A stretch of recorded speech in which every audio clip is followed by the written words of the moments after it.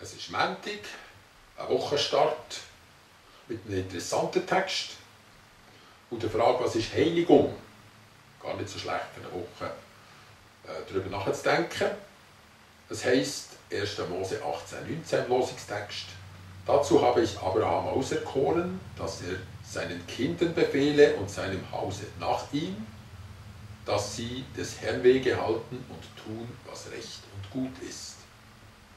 Und dazu der Lehrtext, Römer 6,22. Befreit von der Sünde und in den Dienst Gottes gestellt, habt ihr die Frucht, die Heiligung schafft und als Ziel ewiges Leben. Ich habe es schon gesagt, was ist Heiligung? Es gibt viele Konzepte, es gibt viele Strategien, es gibt viele Vorschläge, die wir schon gehört haben, viele Vorstellungen, auch so viele Vorstellungen, wie es so Christen gibt. Ich fasse es mal so zusammen, alles wird zu einer Sache zwischen Gott und mir. Ich kann mich an einen Jugendfreund erinnern, der hat sich das auf die Fahne geschrieben, in ein Leben von der Heiligung hineinzukommen. Er hat immer mehr auf Gott gelassen, immer weniger auf Menschen. Das ist sehr lobenswert. Er wollte nur noch machen, was Gott ihm direkt sagt. Am Schluss wollte er nur noch sagen, was Gott ihm direkt sagt. Er war manchmal tagelang oder wochenlang einfach still gewesen, weil er kein Wort von Gott hat bekommen. Und trotz dieser hohen Disziplin, ich habe ihn so bewundert, haben alle müssen mit der Schrecken feststellen, es ist nicht gut gekommen. Seine Heiligung konnte er nicht herausretten aus schwersten Depressionen. An seinem Grab sind viele Leute nachher erwacht und haben gemerkt, Heiligung ist nicht eine Hausaufgabe, die Gott uns gegeben hat. Es ist nicht ein Training. Es ist auch nicht so, wie wenn man die Lehre macht und am Schluss nachher so sein Lehrstück an der Prüfung muss abgeben, das Prüfungsstück. Ich gebe es nicht am Schluss ab, für das es Gott begutachtet und sagt, mal, die Qualität die stimmt jetzt. Das ist etwas, was der wert ist. Mit dem kannst du jetzt ins ewige Leben eintreten. Noch einmal, Heiligung ist, wenn alles eine Sache wird zwischen mir und Gott. Beim Abraham war das so. Wir lesen hier von der Erwählung. Er wurde erkoren, heisst hier, ein bisschen altdeutsch. Und daraus einen Auftrag, das, was er gelehrt, gibt er den nächsten Generationen weiter. Es ist wie eine Gabe, das Land, die Verheißungen, all das, und nachher eine grosse Aufgabe, das eben mit Nachdruck zu leben und weiterzugeben. Aber wir sehen, der Abraham hat das immer so gemacht, dass er Gott hat einbezogen in allem. Schon nur wohnen, wo wohnen, wie ist der Lebensraum, schon das war eine Frage, die er nur mit Gott erklärt. Ein Nomadenleben und nur ein paar Quadratmeter, die am Schluss ihm gehört. Nämlich dort, wo er sich begraben hat.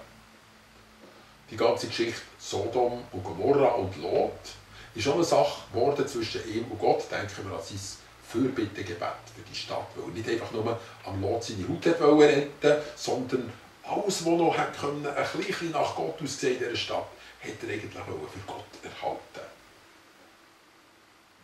Und sogar die grösste Verheißung hat er schlussendlich in den Händen gehabt. Und auch das ist eine Sache zwischen Gott und ihm geworden. Ebenfalls die Zeugung, überhaupt die Zeugung von diesem Sohn, war auch ein Schritt, der für ihn wirklich ein Glaubensschritt war. Weil es heisst, bei Sarah ist es nicht gegangen wie den Frauen. Vielleicht hat es sogar eine kleine Überwindung gebraucht. Dadurch, dass der Abraham Gott gehorsam war und vertraut hat, ist er ein Heiliger geworden. Und das, obwohl er gar nicht eine Bibel hatte. Also kann man sagen, es gibt selbst eine Heiligung ohne eine Bibel. Das ist ja unglaublich. Einfach, er hat Gottes Wort gehört und hat ihn nachher in der Sache drinnen gelassen. Er hat auch nicht Hornhaut gehabt, neu von der Fürbitte, nehme ich jetzt an, sondern das Wichtige, das nachhaltige Gebet für Sodom und Gomorra war sehr kurz und bündig gewesen. Und am Schluss, als er sein Segen hat in den Armen hatte, seine Verheißung, hat er das nicht zum Raub gemacht. Er hat gesagt, jetzt habe ich doch den Isaac bekommen, das kann jetzt nicht sein, dass du mir dann wieder weg bist. Das ist ja von dir, es ist ja für mich. Sondern auch das Letzte, das Tiefste, hat er einfach wieder auf den Altar gelegt. Alles ist eine Sache geworden zwischen ihm und Gott.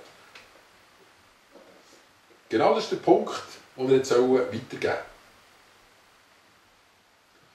Wenn wir sagen, eine Sache zwischen Gott und uns, so geht es sofort auf Motiv und nicht nur so auf Verhaltensweise.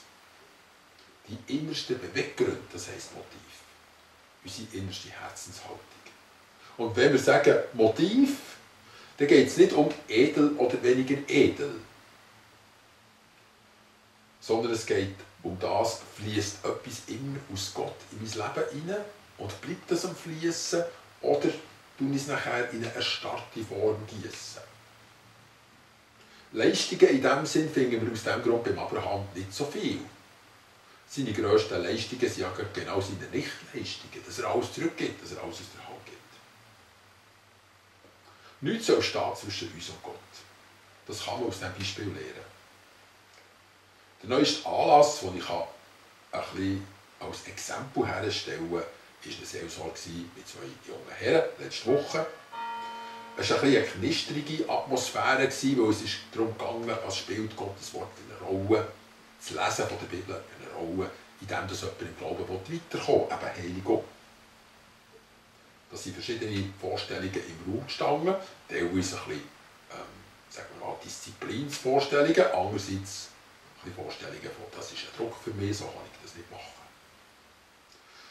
Und ich musste sagen, jetzt stehe ich ein bisschen zwischen Stuhl und Bank. Zum Glück ist mir nachher ein Beispiel in den Sinn gekommen, aus meinem eigenen Leben.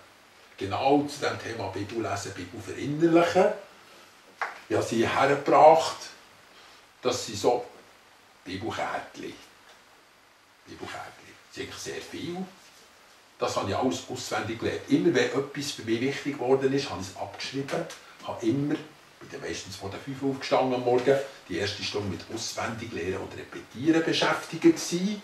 Da kann ich vielleicht ein anderes Mal ein bisschen mehr darüber sagen. Bin aber geistlich trotzdem nicht aus den Startlöchern gekommen. Obschon das eine sehr disziplinierte Sache war und auch sehr gut. Und in meiner Hinsicht profitiere ich ja noch heute darüber.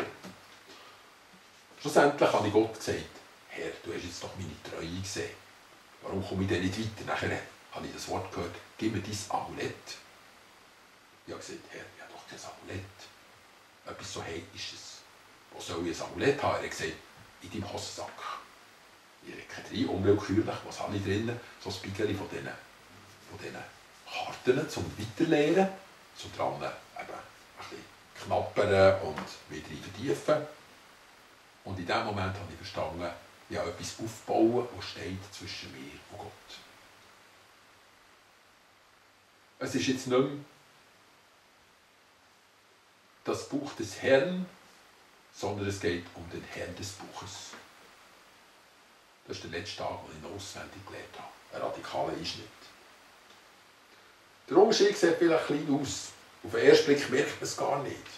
Aber es war dann einfach, zu sagen, schauen, ohne Hunger nach Gottes Wort, ohne dass das ein Bedürfnis ist, ohne dass das eine Form von Gemeinschaft ist mit ihm. Kannst du so viel Bibel lesen, wie du willst. Es wird nicht viel Frucht bringen. Kommen wir zu Paulus.